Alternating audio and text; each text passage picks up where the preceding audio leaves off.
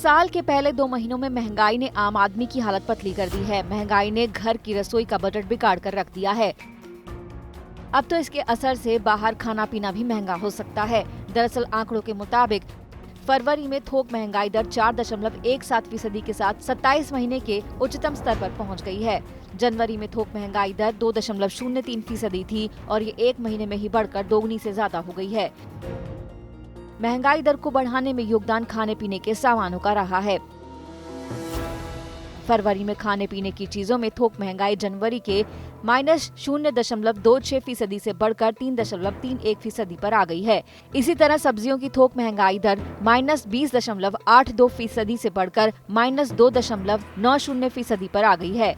प्याज की थोक महंगाई दर जनवरी के -32.55% से बढ़कर 31.28% पर आ गई है, जबकि एग, मीट और फिश की महंगाई दर फरवरी में -1.76 के मुकाबले -0.78% पर आ गई है। हालांकि फरवरी में दूध की महंगाई दर जनवरी के 3.56% से घटकर 3.21% पर आ गई है। इसी तरह आलू की थोक महंगाई दर जनवरी के -22.04% के मुकाबले -29.78% रही। इससे आशंका बढ़ गई है कि आने वाले दिनों में घर की रसोई के साथ ही बाहर खाने पीने पर ज्यादा रकम खर्च करनी पड़ेगी।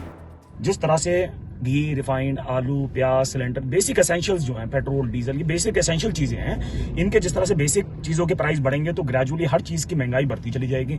एक कोविड टाइम्स जिससे निकलते निकलते हमारे को अभी देखा जाए तो हम निकल नहीं पाए हैं प्रॉपरली, और उसके बावजूद भी जो महंगाई दर है वो बढ़ रही है और काफी अनएम्प्लॉयमेंट होने के बावजूद ये चीज काफी हमारी कंट्री को इम्पैक्ट करेगी। मेरे हिसाब से थोक महंगाई दर का दुगना होना कोई धक्का नहीं है, बल्कि एक्सपेक्टेड लाइंस पर ही है।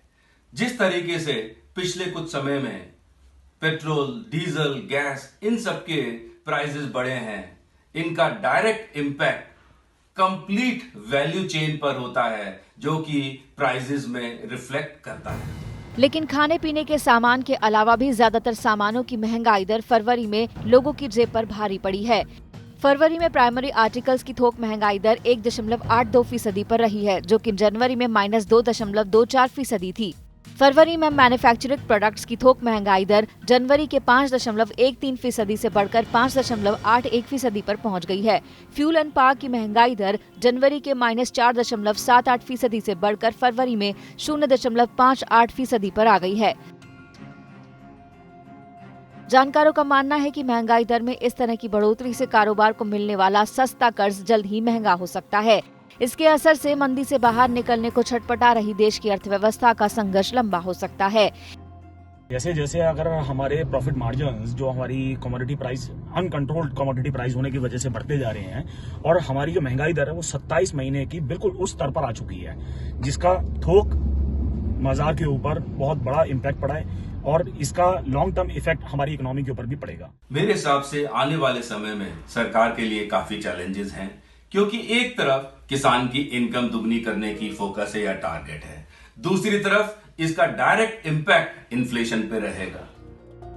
इसके पहले रिटेल महंगाई दर भी फरवरी में 5% के पार निकल गई थी। वहीं जनवरी में औद्योगिक उत्पादन की विकास दर फिर से नेगेटिव जोन में पहुंच गई है।